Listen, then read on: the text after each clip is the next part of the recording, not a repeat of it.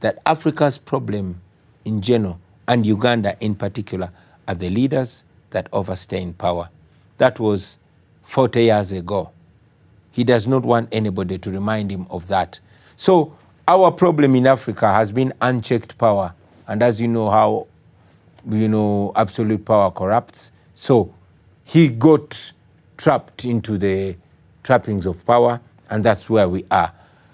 That is not only a problem in Uganda, it's a problem all over Africa. Of course, we must credit the moral leaders in Africa.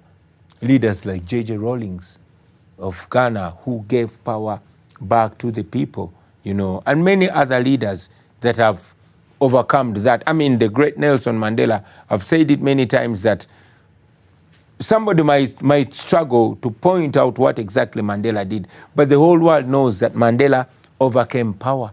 He rose above power. A guy who had suffered for 27 years, ruled for only one term, and allowed South Africa to proceed. Probably that's why we are here.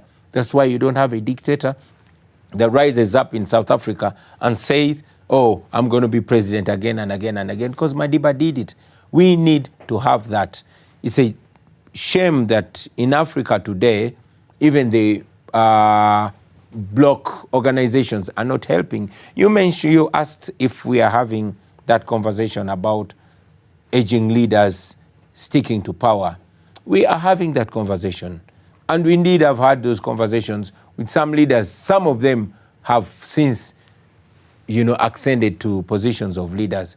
But the challenge is that we tend, not only in Africa, but all over the world, leaders tend to put diplomacy ahead of democracy, where they have to be in good books of those leaders, however evil those leaders are. I think we need to change that so that the East African community does what it ought to do, focus on East Africans, not just the leaders. The African Union needs to do the same. It needs to stand for the Africans, not for the African leaders.